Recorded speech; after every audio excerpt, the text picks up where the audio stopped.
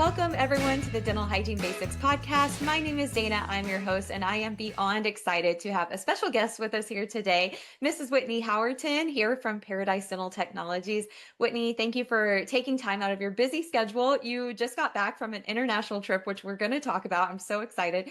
And I really just want to start with tell us a little bit about you, your RDH origin story. Tell us everything. Everything. It's like, okay, like, how long is this podcast? Because, girl, I feel like I've had a very unique journey, and I always love when I get a chance to share it because, and you know a lot of my story. So, number one, thanks for inviting me to be here. I always wanted to be a dentist.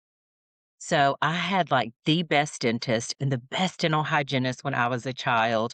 I was very fortunate that my mom and my dad didn't get to go to the dentist, every 6 months and have their preventive care appointments. So my mom was like, this is important. My girls have to go to the dentist. So I loved my dentist and I loved my hygienist, and my intention was to be a dentist. And as I progressed through my undergraduate degree, I started working at a dental practice, and I'm telling you, this dentist would give you the shirt off his back. He'd build you a house, like whatever you needed, buy you groceries, like anything that you needed to have a better day. However, he's not a business person. And a lot of dental professionals aren't business people. And as dental professionals, we don't receive like business training when we're going through dental school and dental hygiene school. So I didn't have the confidence maybe to be like a successful dentist. I was worried about like, what's that gonna look like? And then I fell in love with our, dental hygienist. She was an amazing clinician, and I thought, "That's what I'm supposed to do." I get more time with the patients, I get a chance to talk to them, I get a chance to prevent disease, I get a chance to just really be their dental hygiene, like, therapist.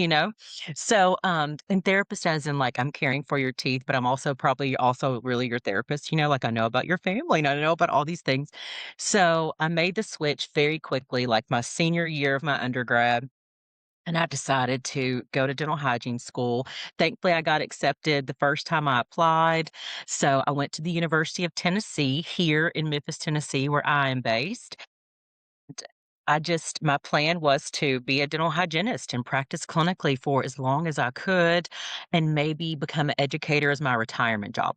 Like practice, I don't know, 10, 15, 20 years, maybe go back to school and get my master's degree or something. Cause if you've ever met me or talked to me, I'm kind of a closet nerd. And now I'm just not even, I'm just a nerd. So I just confessed that already. But I that didn't happen. Like, that was my plan. And within 5 years of clinical practice, I was offered an adjunct faculty position. I started working on Fridays in the clinical setting, helping students at one of the local dental hygiene programs. Maybe 6 months into it, I became a full-time faculty, and I left clinical practice full-time, and I felt like I was leaving my family, like I was moving across the country because my patients were my family, and the dental team that I worked with, they were my family.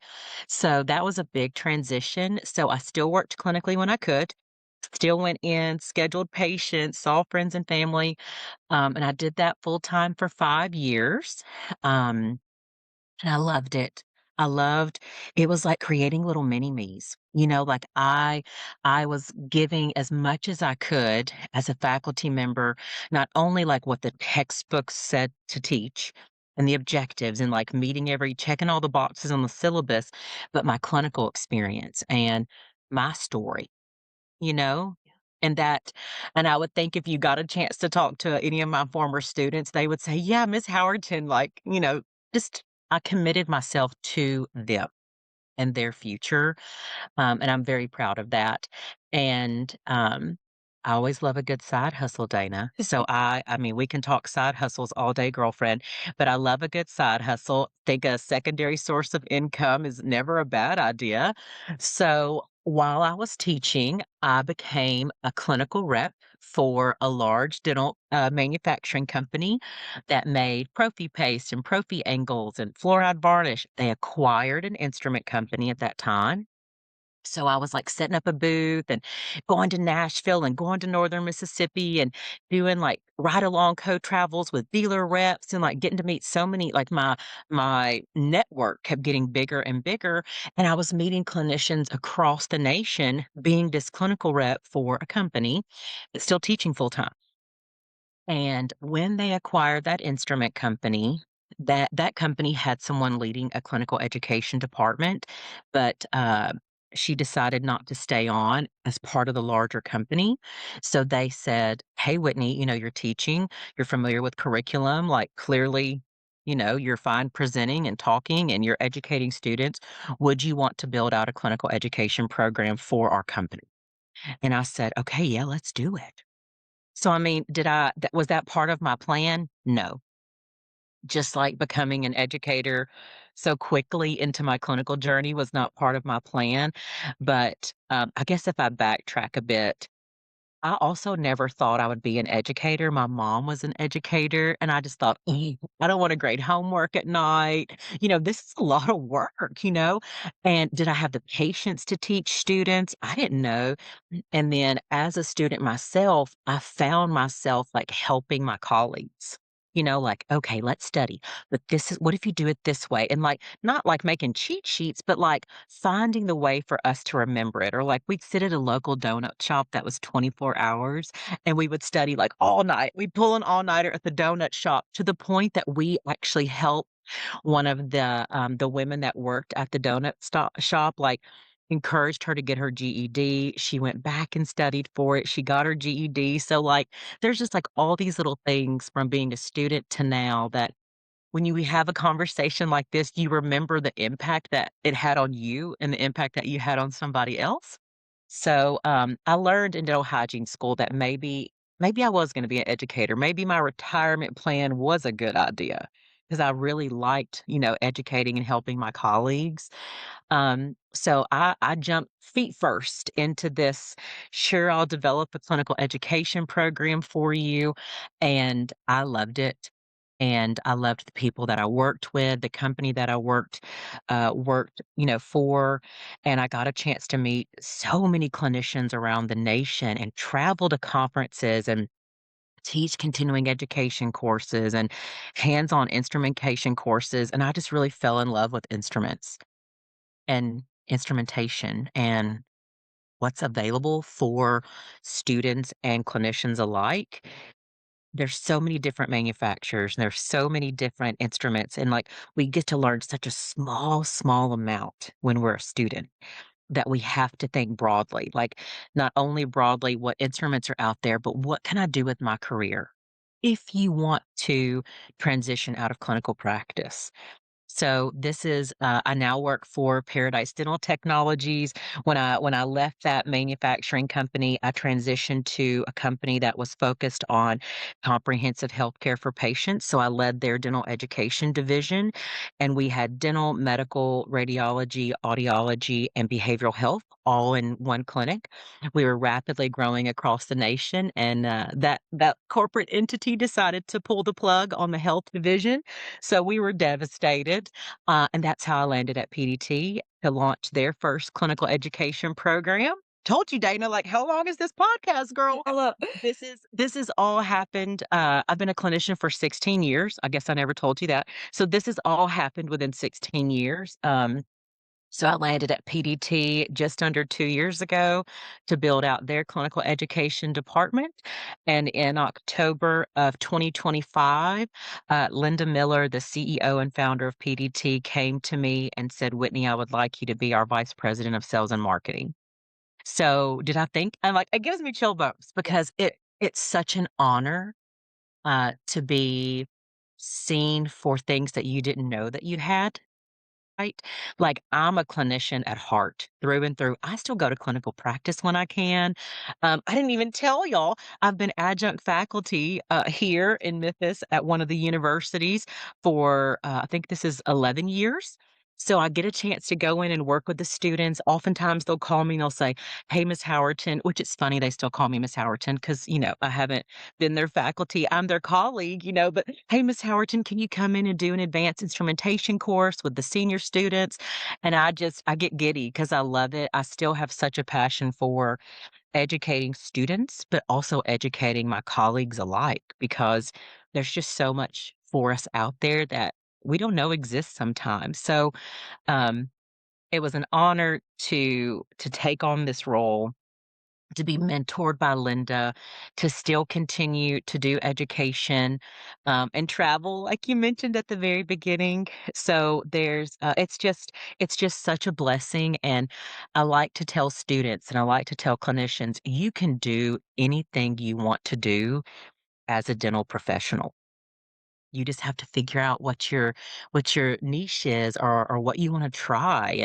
I've been given the opportunity to mentor several clinicians, whether it's their first speaking opportunity on stage or their very first webinar or something like that, and that's what fills my cup. It fills my cup to see people shine and to know that they've got people behind them, supporting them and helping them grow and be better and be stronger. That's kinda me in like a, I don't know, 5-minute nutshell? I don't know, girl. It was perfect. No, I honestly I love it because it's so unusual that we get to hear someone's full journey, right? Like, how did you Yeah. end up and how did you create this amazing life for yourself, amazing career for yourself? And it has been a long journey. I'm sure there's been ups and downs along the way. But when I look at you, I just see someone who is passionate about your career. And, it's so funny to me that you're like, I never thought I'd be an educator because you just have such an educator's heart, but it comes out in everything that you do, the way that you live your life, which is just impressive and amazing. And we haven't known each other that long, but in that short time, I now consider you a friend and absolutely a mentor because you just exude that.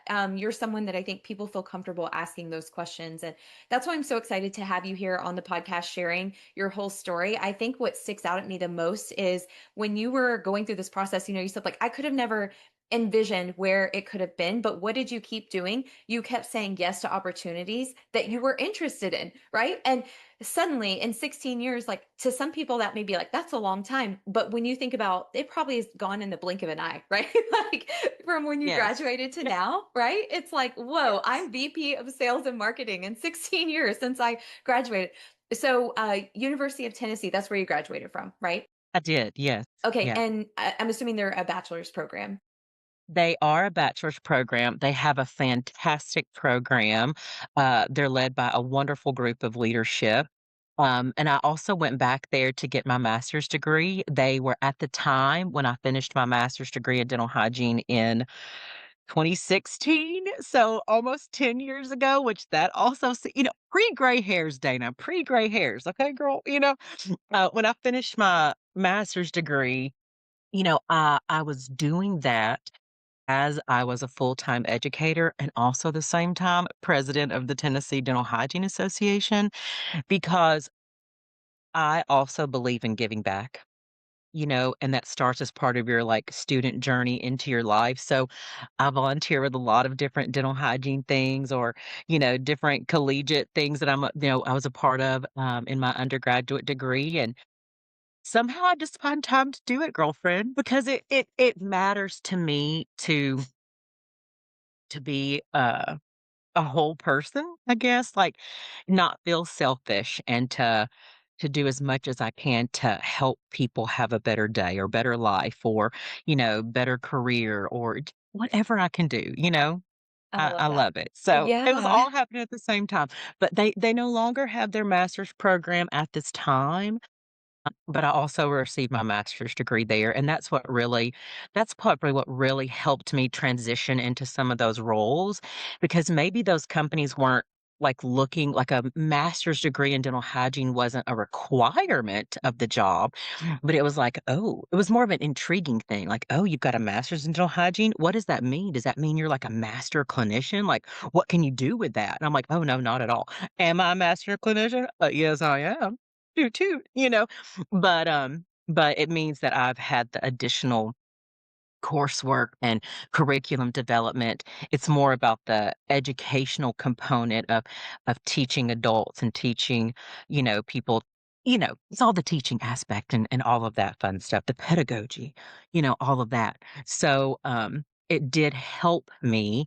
It wasn't a requirement. So a lot of students or even clinicians that have an associate's degree and they're thinking about going back and getting their bachelor's, or they have a bachelor's degree and they're like, should I get a master's? I'm always happy to talk to them because if you want to go into dental hygiene education, I think a master's in dental hygiene is great, right? If you're thinking public health, well, then don't get a master's in dental hygiene, get a master's in public health. Or if you want to launch your own business, like a dental hygiene basics, and you want to be a worldwide speaker or whatever you want to do, like find the degree that works for you and don't try to make someone else's path fit into your box, right? Yes. Like Yes. find the one that works for you. Talk to people that have those degrees, see what they've done with those degrees. Did they wish they got something different or did they say, "Oh, no, this worked for me?" So that's kind of my advice, like, you don't always need it, but if you want it, find the right one for you. Don't do somebody else's journey. Like, you've got your own journey. Make your own way. Yeah. And I think a lot of people really don't think like that. A lot of people think, oh, I want my master's. Here's the easy track, roll through. I've been doing dental hygiene. Let's just keep on with dental hygiene. But then they get there and they think, well, what really was my plan? The plan was, okay, maybe I get a master's. I advance my career. I want more opportunities. I want to be a VP of a major dental instrument company, right? But when we circle back, it's like, well, where is the path? What are you doing moving forward? Absolutely. I think that's something that we should all be asking ourselves regularly. And Yeah. it's not something that has to happen overnight, which is such something that I love so much about your journey. It's been in phases throughout your career. And like I said, I still think 16 years, I'm like, wow, like it's so amazing what you can do in 16 years when you're just putting one foot in front of the other and kind of trying things out, staying focused. But I do think that increasing education has a benefit. And like you said, it does look good on a resume, and Mhm, it opens mhm. the door to questions. My master's is in aging and dementia studies. Yeah. You think I don't get asked about that every time I put it on a resume? People are like, why? Yeah, people are curious. They're like, what made you choose that? Like, tell me more. What are your like thoughts moving forward? At the time, I was thinking I was going to go work. I was thinking entrepreneurship. I thought it would be great with public health to have my own mobile business and go into rural areas where there's elderly patients, like nursing homes.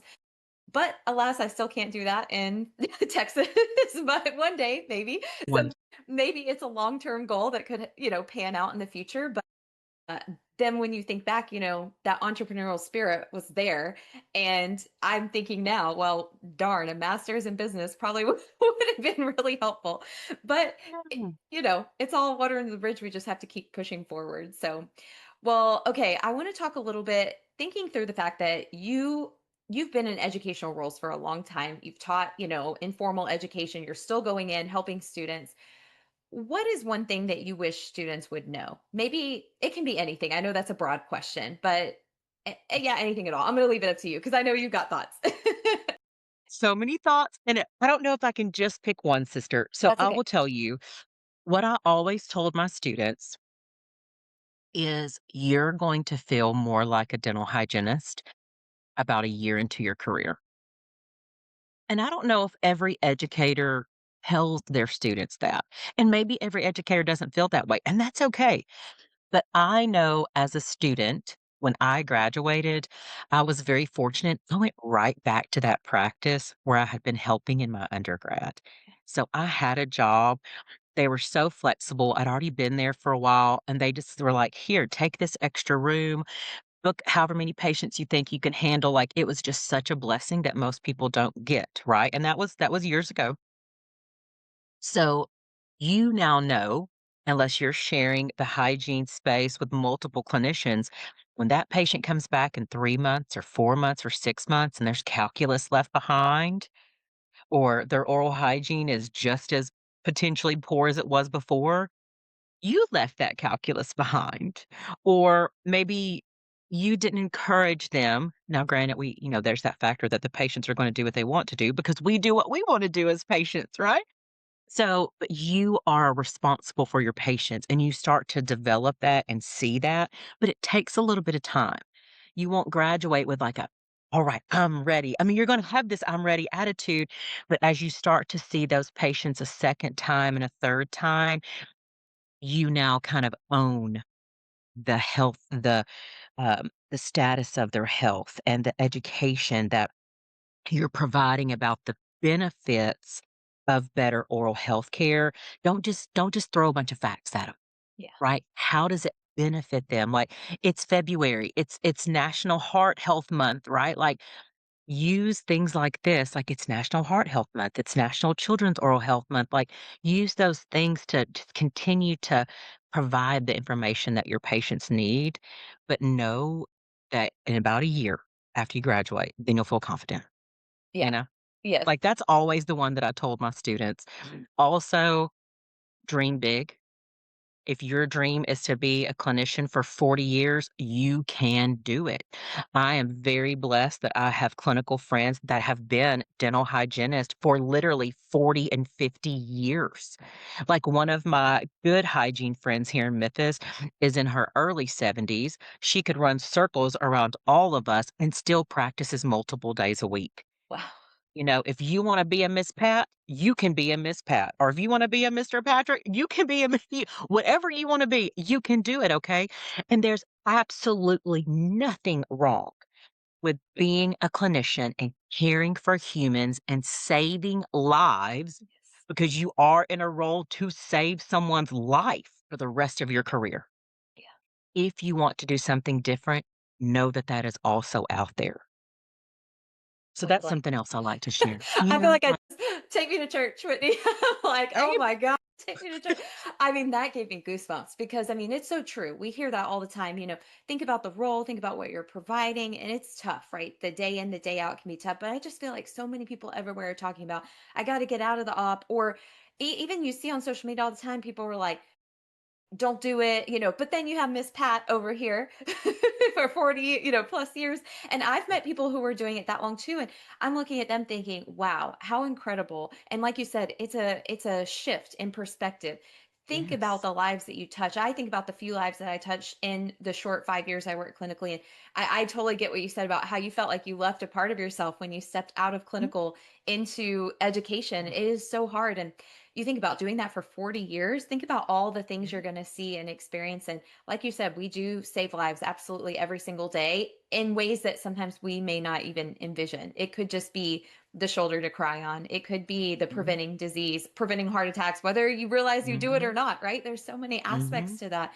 Oh, that is such great advice. Well, thinking about dreaming big, because I know you probably didn't dream you were going to be in Dubai teaching internationally. Tell our students a little bit about what you were doing over there with PDT, your experience, because I just think when we hopped on and you started telling me that, I was like, what? This is amazing. Oh gosh, Dana. Like I said, I have been extremely blessed to meet a lot of wonderful clinicians and professionals. This dental world, maybe this is another little tip and advice for our students and colleagues alike. The dental world is very small. Small but mighty, okay? Yes. So, even if you change careers or you change companies, you're going to know somebody or somebody's going to know you. So, never burn a bridge. I don't care how miserable you may be, but you better leave with a smile on your face, because dental is small, and that's been part of kind of my journey and coming to PDT. I called a friend that I worked with before. Actually, I sent her a LinkedIn message because I could have called her on the cell phone. I could have texted her and been like, "Hey sis, I'm free in 90 days. I'm losing my job." But I sent her a professional note on LinkedIn like, "Hello, you may have seen on the news that the company that I work for is closing in 90 days. Would you like to start a clinical education program?" And of course, she responded, but she knew me from years before. So that network and maintaining that network is critical. So that's how, this role kind of came to fruition. She said, "Can you interview with Linda and I today at 1 o'clock?" I said, "Yeah, girl, I basically don't have a job." So we hopped on an interview, and Linda so graciously waited 90 days for me to finish the role that I was doing because I helped open that book and I wanted to close that book and close that chapter in the right way. So, all of that to say, Network matters, and that's also what led me to Dubai and India. In a long, long story longer, because clearly I'm a talker, Dana. People in my life that know me also know that. This podcast could go on for 4 hours if we needed it to. But, so in taking on the role for clinical education at PDT, our international sales director, Elizabeth, knows everyone. I'm telling you, this woman's Rolodex is, like, endless. So she started reaching out to some of our international partners. So PDT is in 58, 59 countries. And a lot of people don't know that. Like PDT is number two in North America when it comes to like providing instruments to clinicians and providing lightweight resin handled instruments to clinicians. But also, PDT is almost in 60 countries. So Elizabeth has these wicked connections, and she introduced me to the president of the United Arab Emirates Dental Hygiene Association. And I started talking to them over a year ago, said, "Hey, why don't you apply to do a CE course? There's this ADEC conference coming up in January of 2026. Would you like to come?" So it took months and months and months and months. So in September of 2025, I found out that my course was accepted and I was going to Dubai. So Elizabeth worked very hard with some stand designers.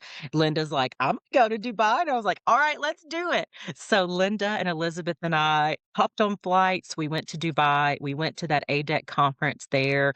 That was kind of PDT's big launch in that market, having a booth. And then I got to work directly with the UAE Dental Hygiene Association to do a fantastic, like, hands-on instrumentation course as part of that ADEC conference. And then because we were already, halfway across the world, sister, we hopped on some flights to India and we did presentations with a few of the a university there. We had 10 different universities that came to that program just north of Delhi in Faridabad to hear our lectures on instrumentation and do some hands-on workshops. And then we were invited by the Government Dental College in Mumbai to come and do a presentation there. It was such a beautiful experience to be there with Linda and Elizabeth, to be able to provide education to clinicians, postgraduate students, faculty as part of these programs, the respect in the room. I mean, like, it brought tears to my eyes. They started their educational programs with this beautiful ceremony where every speaker was acknowledged. We lit these wicks on this beautiful, I wanna say like a candelabra, but that's not doing it justice because that's not the actual name of the piece, that we lit the wicks. It was wrapped in flowers. I mean, it was just every educational event is honored, and we don't do that here in America, like, we're not having a ceremony, and it was just the level of respect and gratitude just to sit in a chair and then get a chance to talk to them. It was so different than anything I've experienced over the years. And did I think, a few months into being, VP of sales and marketing, I'd be in Dubai and I'd be in India? No, ma'am, I did not. But it was such an honor, and I can't wait to go back. I can't wait to, also, I didn't tell you this part, girl, but I got to go to Australia in October. I met with some of our business partners there, did some trainings with that team, went to a dental conference there, met with some of those key opinion leaders in Australia. So it the possibilities are endless. Um, on the flip side, I want to be very honest because I've been smiling and you can tell in my voice that I am pumped about life. And that's just also how I live my life, right? There is a flip side to it, right? So when I was just a clinician, okay, nobody's ever just a clinician. It is an honor to be in our healthcare space. It is an honor to care for people. So when I was a clinician and I would see people, like, even if it was our sales rep that came in, like, wearing a suit and he was doing his thing, or she was doing her thing, right? Or they were doing their thing. There's always this, like, illusion of, like, wow. they make tons of money and maybe they get to travel with their job. Like, that's so cool. I want to do that one day. Maybe you want to do that one day. When you get into that space, now that it's 2026, you can wear the suit. As a male, female, however you identify, you can wear the suit, but you don't have to wear the suit. It's more acceptable to, like, rock some cool tennis shoes. Like, I had so many heels, I was like, "I gotta get a new closet. I don't have to wear heels anymore, okay. Do I still love them sometimes? Maybe, but I'm getting old, Dana. I don't need the heels, girl. I wanna find some cute tennies to wear that with my suit or wear that with my outfit." So, it may not be as glamorous when you're on the inside. Now, am I happy? Do I love my job? Do I love my colleagues? Absolutely. Did it take me 3 or 4 days to recover from that trip? Yep, because 'cause I'm an old lady girl. I wanted to take a nap, I needed to do laundry, but I was like, "Ugh, I just wanna sit on my couch." So there is that side of it. There's time away from your family, time away from your loved ones, time away from your children or your pets, the yard work that might be calling your name. "Oh my gosh, I left my groceries in the refrigerator. What am I coming home to? Probably a science project. Looks like a little science project in the refrigerator." There's all of those little things. So, is it glamorous? Yeah. Is it real life and you come home and you're tired and you're like, "Oh, man, I gotta do the laundry because I gotta be back on a plane in 10 hours?" That happens sometimes. So, I wanna be very honest that there are both sides of everything, and it's not meant for everybody, and it's okay if you try and you're like, "This is not for me." Didn't mean you failed. You just tried something, you put yourself out there, and then you realize, "Oh, not for me." And you keep on pushing and you find another avenue to love. So, both sides of that. But yeah, Dubai, Australia, India, will be in Milan in July. So, yeah, it's a dream. Sometimes I wake up and I'm like, "What is happening today?" You know? Yeah, I So, bet. I it's mean, it's that's really cool. yeah, it's so amazing. And again, you've done all of this as a hygienist, which just like warms my heart so much to see all of the things that are possible. And I felt that way too. I remember sitting in my op, for me being in the op, I love the patient care. I love all that aspect, but it did feel a little restrictive. And I would see, I'm like, could I travel? Could I do this? And so one thing you mentioned, there are pros and cons to whatever path you're on in that moment, right? And everyone's subject to evolution and change in their life and their career. So what you do once, you don't have to do for the rest of your life. I was starting to travel a little bit more. And for me, I was like, okay, I enjoy it, but it's a lot. I was the same. Like the recovery is so hard. So there are pros and cons, but we make it work when we enjoy it and we love it. So Yes. I love that. Well, Whitney, I know we've talked about so much and so many incredible aspects of you and your career. I think I would just love to know what are some things that PDT offers for students? Because I mean, I know on my end, like we have instrumentation courses, we have videos on your website, we have continuing education, but anything you would like to just share before we wrap up for the day? Thank you so much, Dana. So, there are so many great things about PDT. So, a little bit of background PDT, this is 26 years of PDT. It was founded by Linda Miller in her two-car garage in Missoula, Montana. So everything that PDT manufactures that has a lightweight resin handle is made in Missoula, Montana. And a lot of people are like, "Are you serious? Aren't you making it somewhere else?" We're like, "No, you can come, you to tour the factory, see all the things. Like it's really cool."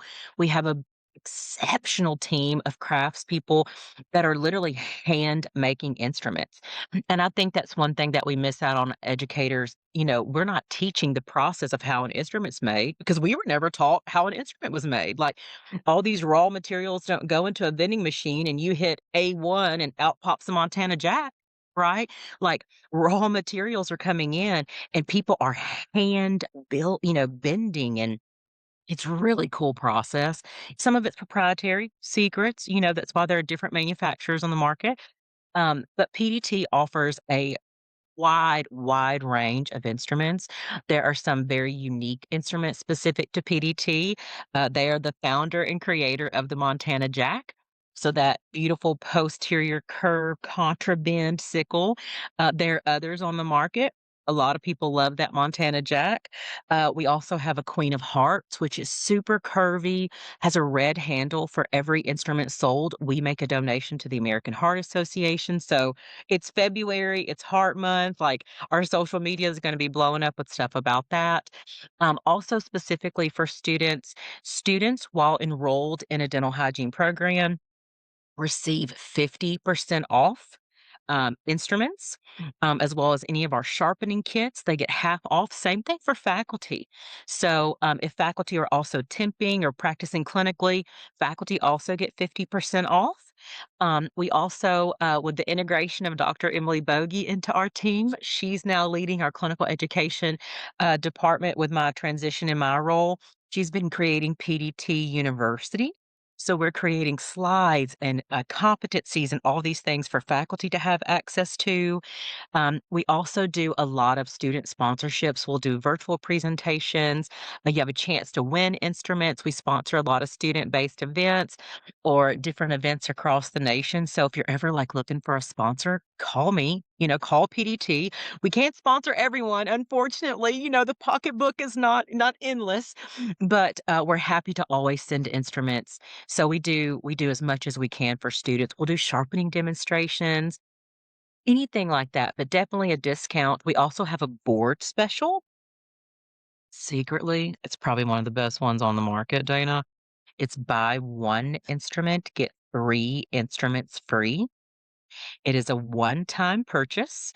It's for senior students within 6 months prior to graduation and up to 1 month after graduation. Wow. Secrets.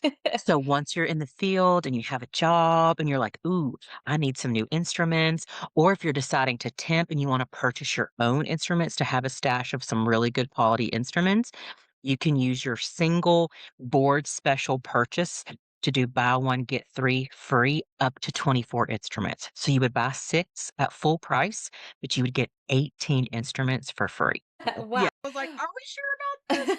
Because they're fantastic. PDT, some people have this illusion like a resin instrument is not the same quality as a stainless steel handle instrument, and that's not the case. It's a lightweight instrument. It's helping you ergonomically. It's preventing carpal tunnel. A sharp blade that lasts longer, stay sharper longer. You're not going to have to sharpen as frequently. They're still stainless steel, so you do have to sharpen, but they can also be sharpened easily when it's time. I mean, I could talk about PDT for a whole nother episode, sister. But for students and faculty, we have a fantastic discount.